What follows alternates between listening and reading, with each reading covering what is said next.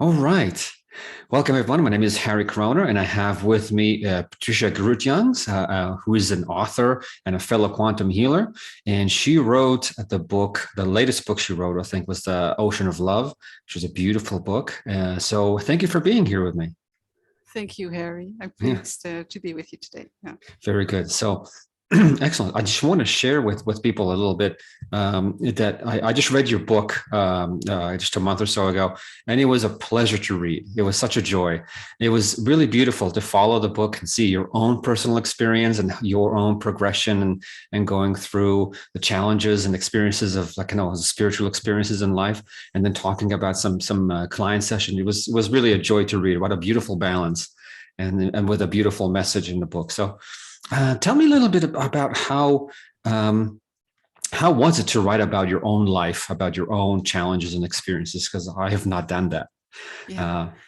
Well, I think writing it was a process in itself. And I think I published it like 2.5 years ago. And it took me a long time to write it because when you're writing it, you're going through all those experiences again. And so you have to process what has happened in the past, and you have to search for the balance and the meaning for all those events that happened. Yes. So I think it was quite therapeutic actually to write it. Beautiful. And but I also wanted to write it in a way that it could help other people who maybe would be going through similar experiences. And, going through their own awakening, their own process of spiritual opening. Yeah. Exactly, because it's a wonderful process, but it can be challenging, and especially for your surroundings, for your loved ones who may not be on this spiritual journey, and who may be wondering what is happening, what is going on, and who may not have that spiritual understanding. So, and so that's what I wanted to write about, and of course, I wrote about my near-death experience. Well, that's how I see it, as a near-death experience. And what happened in that experience was there was so much love. There was so much unity. And it's an experience that changes your life forever. And I wanted to share some of that beauty and love. And I hope that I managed to do that. You have. It's captured beautifully. But do tell us a little more about how the near-death experience changed your perspective and your desire to share this with the world. Tell me a little more about that.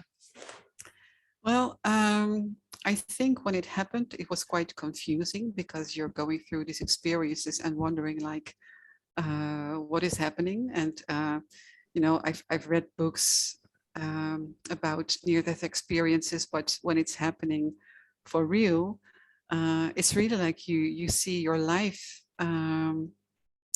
going backwards, like a movie that's being played backwards, like every single detail. And it's really remarkable how every single experience is being, in this library of our mind.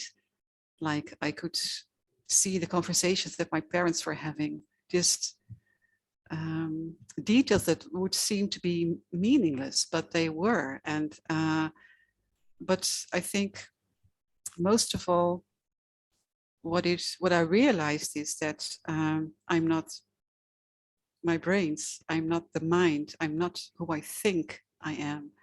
I am the being, the process of being.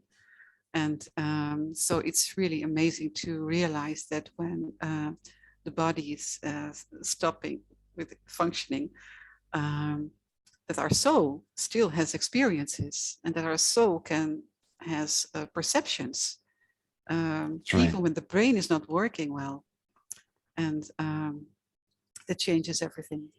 And that's right. So I remember that in that experience, I felt such a deep peace that I thought, you really get to see the illusion of everyday life where people are struggling, or maybe people are in conflicts, or countries are in conflicts with each other. And you get to see that there's only peace, and that we're here to go through experiences in order to become aware of what peace is. And so yeah, it is life-changing. Beautiful. And yeah, sorry. No, go ahead.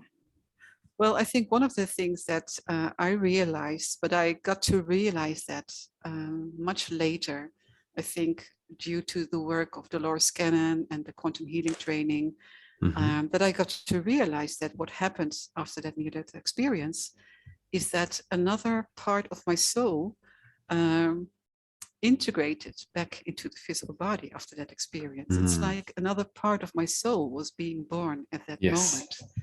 So in that sense, it's like being reborn. And it was still me, although there were gaps in my memory and I couldn't remember large pieces of my life. But I did develop other talents or abilities that I didn't have before that time. And that's quite amazing. And so the whole perception of like what are memories, for example, what is so fascinating to go through such an experience and to realize that experiences are really kept in a sort of a library, and that you can have access to that library, and sometimes you don't. And so it's quite amazing that it's all about what our higher self feels that is necessary to remember at a certain point in your life, and to be able to continue on your path. Yes, exactly. So, Beautiful. Yeah, and I think one of the beauty of this is how you shifted this into your own personal experience and growth into, and then becoming quantum healing and doing this for a living. We're working, both of us doing this work, but it's just seeing it and knowing people are experiencing their other lives and connecting with their higher self. And so, tell me a little bit about that work, about how. And you wrote a few examples and different things that you have in the book, but I'm sure you have plenty more examples now. So just give me a couple of tastes of things that you really enjoyed, good client experiences. well, I think what I enjoyed most is, I think first of all, when I got into QHHT, that's how I started with Dolores. And I realized that the modality that she created helps people to go to that same state that I had experienced in that near-death experience. And that's what I noticed in the sessions that I did, that many people weren't even going to past lives, but they were going straight to source to experience that that love, that unity, and that peace, that cherishing energy of source. And so I do feel that many sessions, well, that's how I approach it. They are meant to, extend our perception of who we are, and to experience the other layers of who we are and the other parts of who we are. And I think that before that event, let's call it an event, I think I've had quite some struggles in life. Like most of us do, with divorce, relationships, health situations, and I think that while doing sessions, I realized that I had been going through so many situations and experiences that I was now finally able to help other people who were going through similar situations, and so that makes it worthwhile, I guess. Yeah, and you shared in the book a beautiful story about your own experience of healing when you go to tour in England, and how that. So tell us a little more about that, because that's interesting. How you really experienced like a profound healing in that way, a physical healing. Yeah, that was amazing, and during that time, I was having arthritis and severe arthritis, so I was hardly able to walk, and of course, I was doing the training with Dolores, and so level 2 would be happening in the UK. And I thought, oh, how am I going to do this? Will I be able to walk over there? And but there was something special going on, and that's what you were referring to, I guess. Before I went to do the level 2 training in Glastonbury, I did sessions, and I noticed that the people who came for a session, that they gave me a message at the end of their session without me asking for it. But they said, oh, wait a minute, there's someone who's having a message for you. And this happened like, I think, can't remember exactly, but I think like 7 times in a row. And they all had a similar message. They all saw a lady who they described as Mary, and that she was giving me well, certain objects, symbols, I guess. And one was a crown, the other was the throne, the other one was this globus cruciger, I think they call it. Yes. Which, and the other thing was like a rod or a sword. Sometimes they called it a rod, and some people called it a sword. And but they were all the same symbols. And these people didn't know each other. They didn't know me. And so I thought that was quite remarkable. And but I also got through those messages. One of the messages was that I should visit the Tor while I was in Glastonbury, and that it would be healing for me to go there. And what the Tor is, this well, tower that's on top of a hill. And have you been there? Have you been? I have not been, but I've seen kind of tourist videos about it. So I really I know what you're talking about. You get to, but I haven't been there. Yes.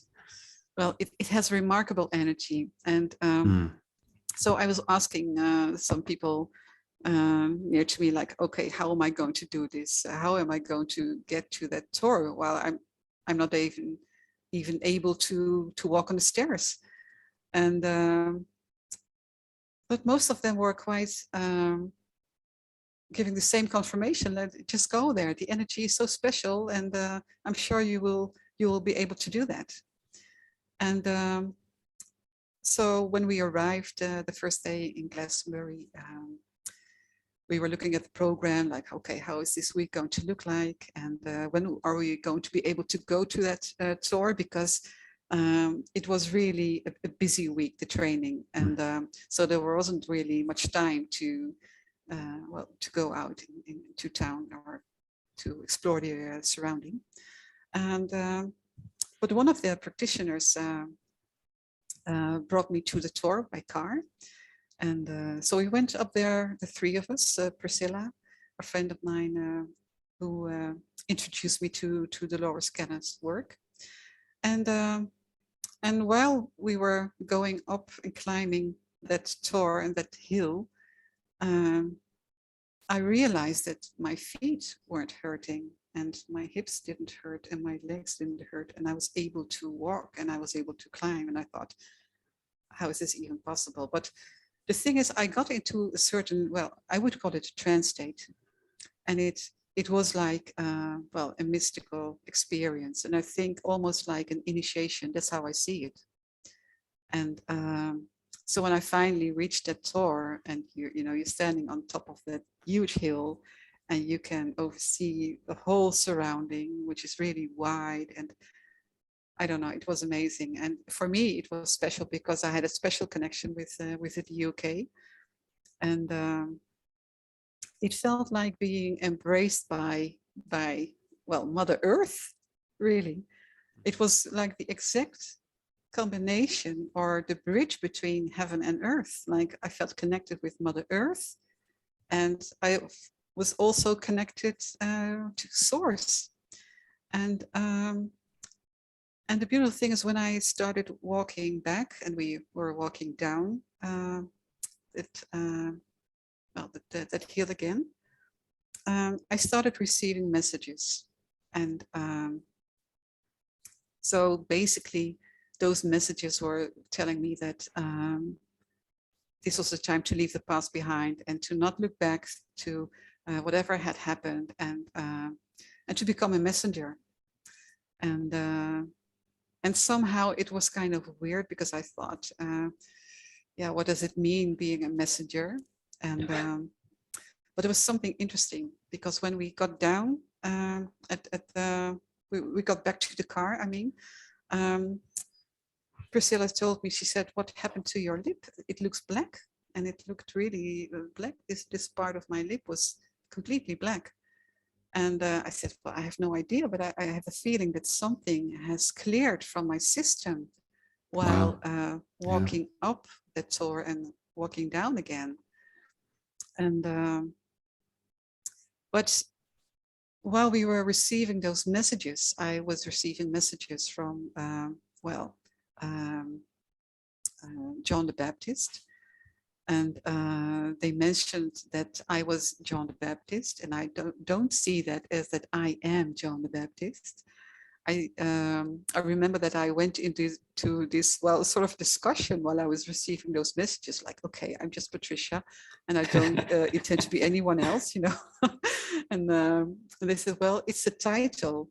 John the Baptist is like a title. And this is like an initiation, and we want you to be a messenger. And John the Baptist was a messenger. And I did not come from a Christian background. I know nothing about, little about the Bible. And so it didn't ring any bell for me, like, who is John the Baptist? I had no idea. And, but well, when we got back to the car, we started Googling, like, okay, who is John the Baptist? Can I find information? And then Priscilla said, well, they call him the messenger. And there you go. that was really beautiful. And but another extraordinary thing happened while we were taking the class the next day. Julia told us a story about, I'm not sure if it was Julia. I think it was someone else. Anyway, we heard someone who was sharing a story about her mother, who was living in the US, and she was living in the UK. And her mother was terminally ill. And so this practitioner, it was a practitioner, I remember now, wanted to do a surrogate session for her mother in the US. So, and her mother didn't know anything about it because she was so ill, and, you know, and so the next morning her mother calls her and she said, I don't know what happened, but my hand turned completely black and I feel as if I'm healed. I feel that the cancer is gone. So they did test and the cancer had gone. Wow. Wow, And in a similar way. Exactly. And Priscilla and I looked at each other like, okay, my lip got black. This is quite a confirmation, isn't it? Yeah. So I think that week was so full of, well, little miracles, well, big miracles, I guess, but yes, they are. Yeah. And yeah, and I, looking back, you know, you can connect a lot of dots because, for example, one of the messages that I got before going to Glastonbury was that I would meet Michael, and I thought Michael was going to be a person. And but when I got there, I discovered that the tour is built on a point where two ley lines meet and are joined together.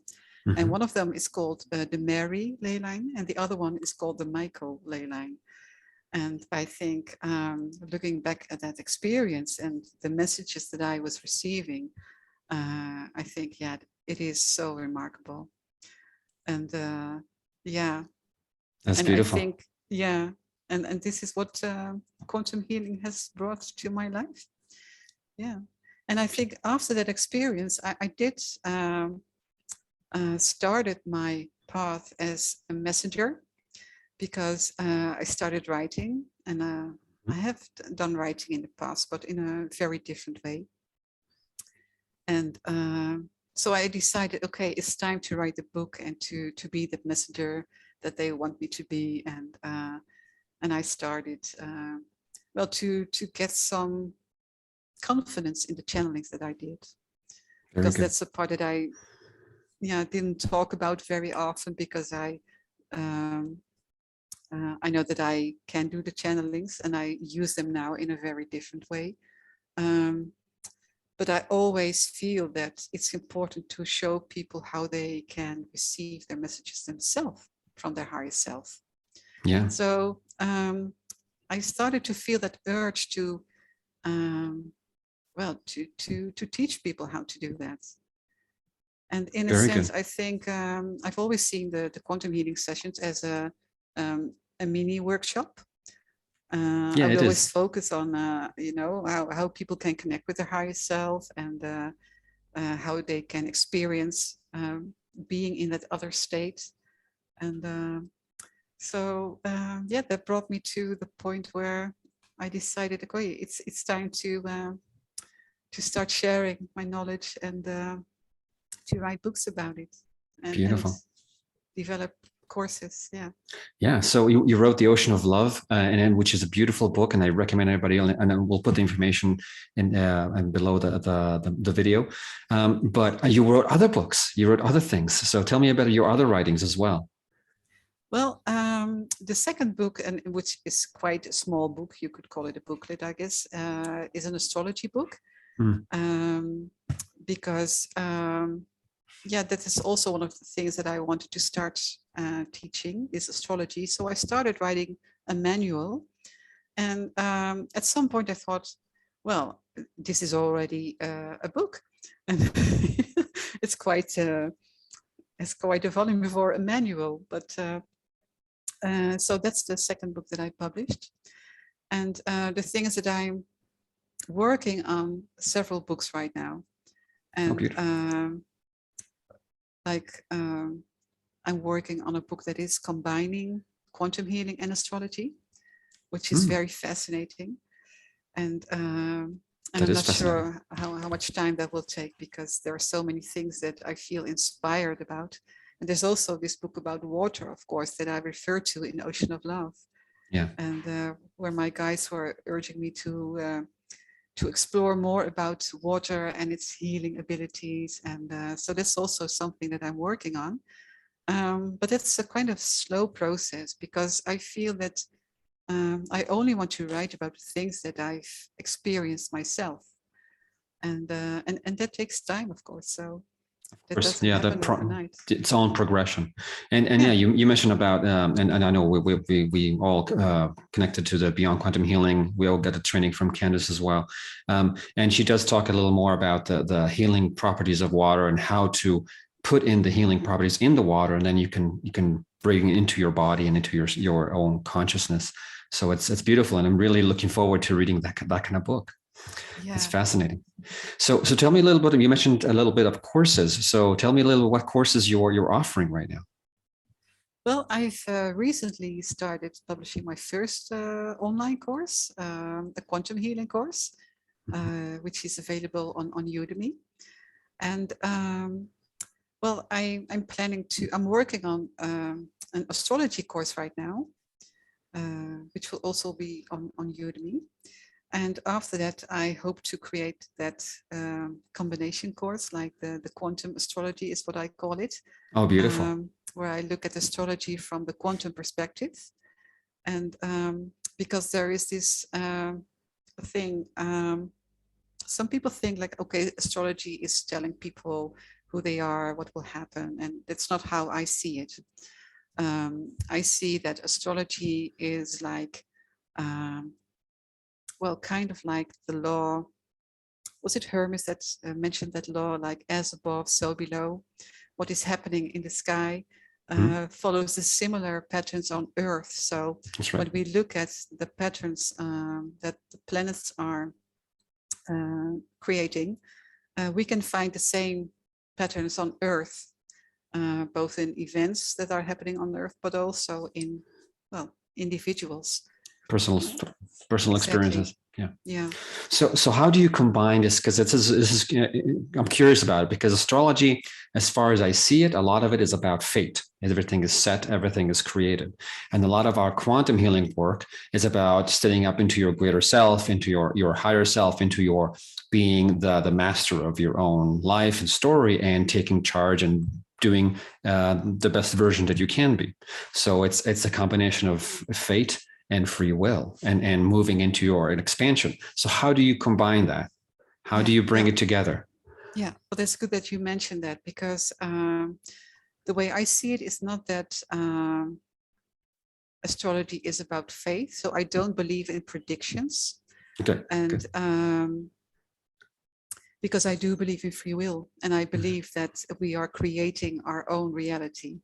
And so I see astrology as a way to analyze who we are and to find information about other parts of ourselves. Like I've specialized in karmic astrology, the esoteric astrology, where we can find information about past lives, for example.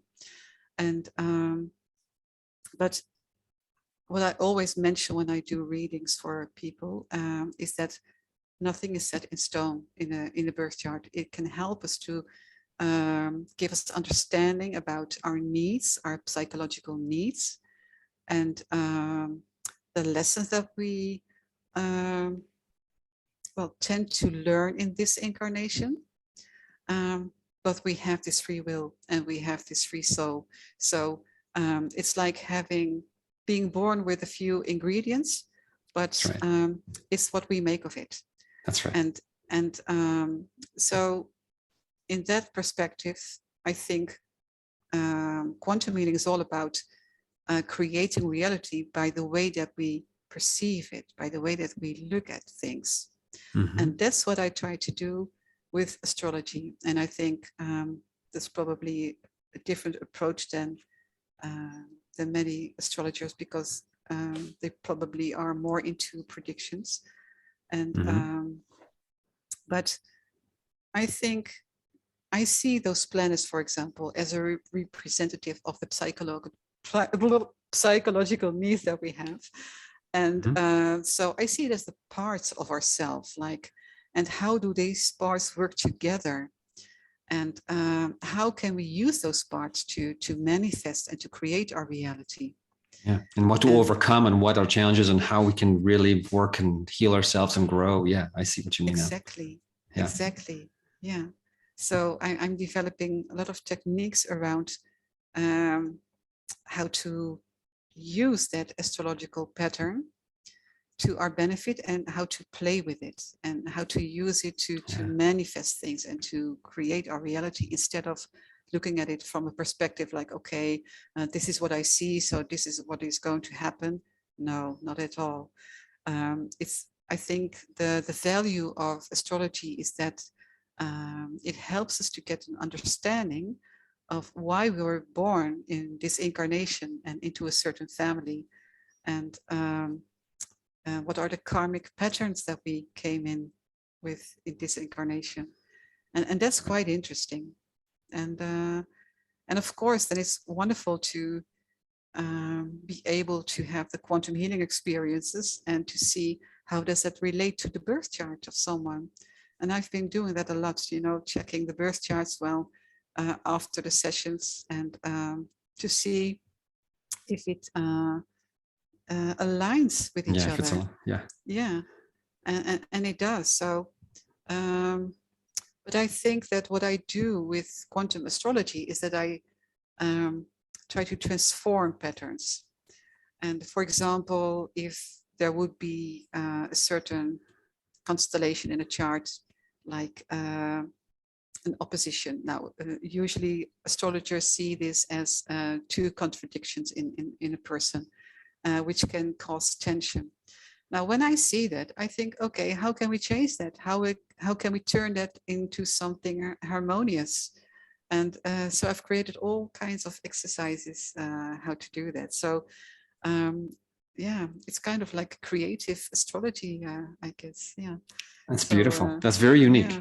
So I'm looking forward to to seeing that in writing and in course format. It sounds really interesting, especially because you have, and you can see it in the book. And people, I'm really encouraging people to read the book about your extensive knowledge. And I know you're one of the leaders in the community of really understanding the whole universal and source energy and how it brings and how it connects with people's lives, and how you can really understand, have that greater perspective of what are we doing here, what is this all about, what are we to accomplish here in this greater way. So it's really about the journey of our own source consciousness and bringing it to the highest version and fruition in this lifetime, and helping the whole humanity to bring ourselves all up and raise the frequency and experience and ascension. So I see how beautifully that the quantum astrology will fit into it. So that's gorgeous.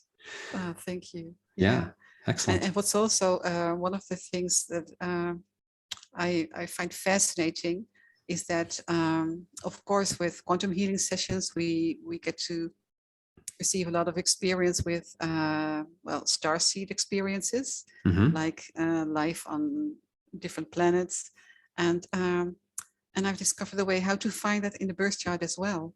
Oh, and cool! It's so fascinating. That's so because interesting. it's interesting because it's a whole different perspective. It could be a whole like if it's an Andromeda, if it's in Sirius, it's a whole different birth chart, like a star chart, right? Exactly. So how do you bring it together?